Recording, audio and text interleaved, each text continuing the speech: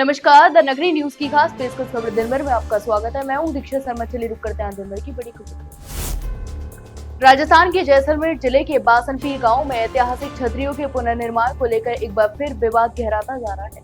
ये छतरियां रियासतकालीन वीर झुंझा रामचंद्र सिंह सोडा और श्रद्धेय हृदूत पालीवाल की स्मृति में निर्मित की जा रही है, लेकिन पिछले 6 वर्षों से यह कार्य विवादों और बाधाओं में घिरा हुआ है।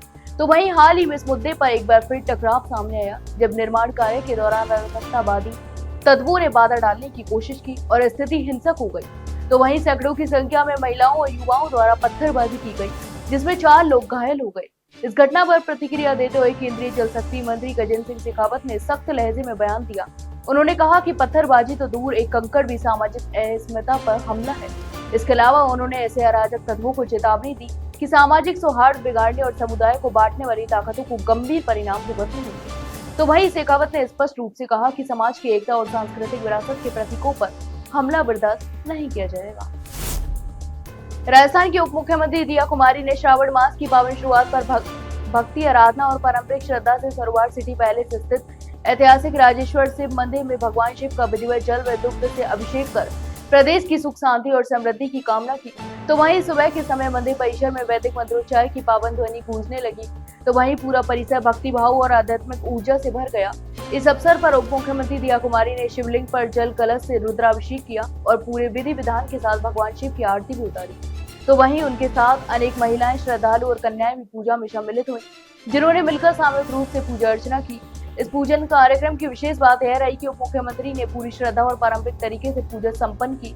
तो वहीं मंदिरों को फूलों से सजाया गया था। धूप दीप की लौ और घंटियों की मधुध्वनि से वातावरण अत्यंत आध्यात्मिक बन गया था। यह दृश्य श्रद्धा और संस्कार की जीवंत झलक प्रस्तुत कर रहा था।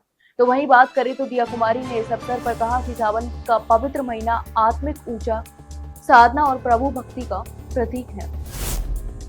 राजस्थान में चर्चित एसआई भर्ती 2021 घोटाले को लेकर राजस्थान हाईकोर्ट में गुरुवार को भी सुनवाई जारी रही। तो वहीं न्यायमूर्ति समीर जैन की एकल पीठ में चल रही सुनवाई के दौरान अदालत ने राज्य सरकार की ओर से अब तक लिए गए कदमों को लेकर भी नाराजगी जताई और मौखिक टिप्पणी करते हुए कहा कि सरकार ने अब तक भर्ती प्रक्रिया को लेकर कोई ठोस निर्णय नहीं लिया है। तो वहीं अदालत ने स्पष्ट रूप से कहा कि हमने सरकार से स्पष्ट और ठोस पक्ष रखने को कहा था, लेकिन सरकार सिर्फ इतना कह रही है कि फिलहाल भर्ती रद्द नहीं कर रही, जो अपर्याप्त है। तो वहीं राज्य सरकार की ओर से महाधिवक्ता राजेंद्र प्रसाद ने अदालत को बताया कि मौजूदा परिस्थिति में भर्ती को रद्द करना उचित नहीं होगा।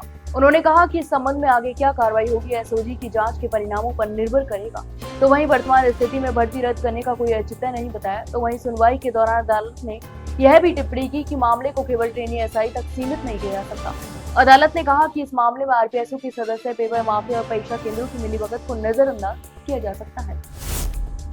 राजस्थान की राजनीति में लंबे समय से चर्चा में रहे नरेश मीणा को देवरी उनियारा विधानसभा उपचुनाव के दौरान हुए उपद्रव और आगजनी प्रकरण में राजस्थान हाईकोर्ट से बड़ी राहत मिली है। तो वहीं नगरकोट थाने में दर्ज एफआईआर संख्या 167 में हाईकोर्ट ने उनकी जमानत याचिका स्वीकार कर ली है। इससे पहले नरेश मीणा की 2 बार जमानत याचिकाएं खारिज हो चुकी थी, लेकिन इस बार जस्टिस वीरवीर भटनागर की एकल पीठ ने मामले की परिस्थितियों का संज्ञान लेते हुए उन्होंने जमानत दे दी है। इस मामले में याचिकाकर्ताओं की ओर से वरिष्ठ अधिवक्ता फतेहराम मीणा ने पैरवी की। तो वहीं पुलिस इस केस में पहले ही चालान पेश कर चुकी है। इसके अलावा अदालत ने माना कि इस समय अवधि में आरोपियों को जमानत दी जा सकती है। अब जमानत आदेश जारी होने के बाद नरेश मीणा के जेल से बाहर आने का रास्ता साफ हो गया है। राजस्थान में सरकारी आवासों को लेकर एक बड़ा सियासी विवाद फिर गर्मा गया है। तो वहीं राष्ट्रीय लोकतांत्रिक पार्टी के सुप्रीमो नागौर से सांसद हनुमान बेनीवाल, उसके भाई और पूर्व विधायक नारायण बेनीवाल और पूर्व विधायक पुखराज गर्ग को राजस्थान सरकार द्वारा जयपुर स्थित सरकारी आवास खाली करने के लिए जारी किए गए नोटिस पर आज अंतिम दिन है। इसके अलावा सूत्रों के अनुसार यदि आज को जवाब नहीं दिया गया तो स्वेच्छा से आवास नहीं छोड़ा गया तो जिला प्रशासन कलेक्टर स्तर पर बेदखली की कार्रवाई शुरू कर सकता है। तो वहीं तीनों नेताओं को अब तक 4 बार नोटिस भेजे जा चुके हैं। इसके बावजूद उन्होंने आवास खाली नहीं किए। इसके अलावा हनुमान बेनीवाल पर 2 सरकारी आवास, ज्योतिनगर विधायक फ्लैट और जालूपुरा स्थित विधायक बंगले पर कब्जा बनाए रखने का भी आरोप है। दूसरी ओर नारायण बेनीवाल और पुखराज गर्ग अभी भी जालूपुरा के सरकारी बंगलों में रह रहे हैं, जबकि वे जनप्रतिनिधि नहीं है। राजस्थान में पाठ्य पुस्तकों को लेकर चल रही सियासी बहस के बीच पीसीसी चीफ और पूर्व शिक्षा मंत्री गोविंद सिंह डोटासरा ने मौजूदा शिक्षा मंत्री मदन दिलावर पर तीखा हमला बोला है। इतना ही नहीं, उन्होंने कहा कि आजादी के बाद भारत की उपलब्धियों को स्कूली किताबों में पढ़ाना कोई गलत बात नहीं है। तो वहीं डोटासरा ने स्पष्ट कहा कि बच्चों को 11वीं और 12वीं में स्वर्णिम भारत का इतिहास पढ़ाया जा रहा है। जिसमें आजादी के बाद भारत के निर्माण में सभी महापुरुषों के योगदान को दर्शाया गया है। चाहे वो पंडित नेहरू हो, इंदिरा गांधी और राजीव गांधी या फिर नरेंद्र मोदी ही क्यों ना हो। उन्होंने बताया कि पाठ्यक्रम एक समिति बनाकर तय किया जाता है, जिसे सरकार गठित करती है। तो वहीं समिति द्वारा तैयार की गई सिफारिशों के आधार पर ही किताबों का लेखन होता है। इसके अलावा डोटासरा ने कहा कि यह काम पूरी प्रक्रिया के तहत और जिम्मेदारी से हुआ है। तो वहीं शिक्षा मंत्री द्वारा पाठ्यक्रम को लेकर दिए जा रहे तुगलकी फरमान को उन्होंने दिशाहीन बताया। टोंक जिले के पीपलू कस्बे में लगातार हो रही भारी बारिश ने जनजीवन को पूरी तरह से अस्त व्यस्त कर दिया है। इसके अलावा शहर के बस स्टैंड से लेकर अस्पताल रोड तक जलभराव और गंदगी की समस्या पिछले 3 वर्षों से बनी हुई है, जो अब और गंभीर हो गई है।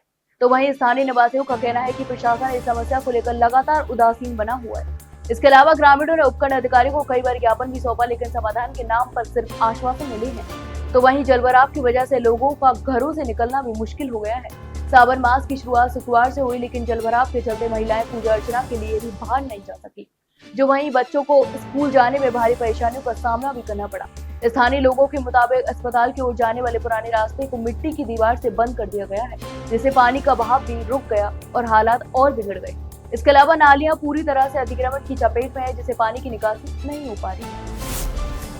राजस्थान सरकार ने जैसलमेर जिले के पोखरण स्थित कृषि विज्ञान केंद्र यानी KVR में कार्यरत वरिष्ठ वैज्ञानिक डॉक्टर दशरथ प्रसाद को एक महत्वपूर्ण जिम्मेदारी सौंपी। जी हां, उन्हें Rajasthan horticulture and nursery society की प्रबंधन कार्यकारिणी में मनोनीत किया गया। यह आदेश उद्यानिकी निदेशालय पंत कृषि भवन जयपुर से आयुक्त एवं मुख्य कार्यकारी अधिकारी द्वारा जारी किया गया। तो वहीं डॉक्टर दशरथ पिछले कई वर्षों से कृषि अनुसंधान, तकनीकी प्रसार और किसानों के प्रशिक्षण कार्यक्रमों में अपनी सक्रिय भूमिका निभा रहे हैं। उनके नेतृत्व में पोखरण कृषि विज्ञान केंद्र ने क्षेत्रीय स्तर पर कई उल्लेखनीय नवाचार किए हैं, जिनका लाभ थार मरुस्थल क्षेत्र के किसानों को मिला है। तो वहीं डॉक्टर दशरथ को उनके उत्कृष्ट कार्यों के लिए अब तक कई राष्ट्रीय और अंतर्राष्ट्रीय पुरस्कारों से सम्मानित भी किया जा चुका है। इसके अलावा वर्ष 2024 में उन्हें Indian society of agronomy of द्वारा राजस्थान काउंसिलिंग के रूप में चुना गया था। इसके अतिरिक्त उन्हें बेस्ट KVK साइंटिस्ट अवार्ड से भी नवाजा गया, जो कृषि क्षेत्र में उनके उत्कृष्ट योगदान का प्रतीक है। ब्यावर शहर में आज से सावन का पवित्र महीना शुरू हो गया है। इस अवसर पर पहले ही दिन से भक्तों की श्रद्धा उमड़ी। सुबह से ही शहरों के प्रमुख शिव मंदिरों में भक्तों की लंबी कतारें भी देखने को मिली। तो वहीं बात करें तो भक्त भगवान भोलेनाथ को जल, बेलपत्र, धतूरा और आकड़ी के पुष्प अर्पित कर विशेष पूजा अर्चना भी कर रहे हैं। तो वहीं महादेव जी की छतरी, डिग्गो महादेव मंदिर, मुंह बोले महादेव मंदिर, हनुमेतेश्वर महादेव मंदिर सहित शहर के अनेक शिवालयों में श्रद्धालु बड़ी संख्या में पहुंचे। हर मंदिर में बम भोले और हर हर महादेव की जयकारों से वातावरण भक्तिमय हो गया। तो वहीं श्रद्धालुओं ने भगवान शिव को जलाभिषेक कर अपने अपने परिवार के सुख समृद्धि और आरोग्य की कामना की। पूरे शहर में सावन का उत्साह साफ झलक रहा है। तो वहीं मंदिरों में विशेष सजावट भी देखी गई और भक्तों की सुविधाओं के लिए मंदिर प्रशासन ने विशेष इंतजाम भी किए गए।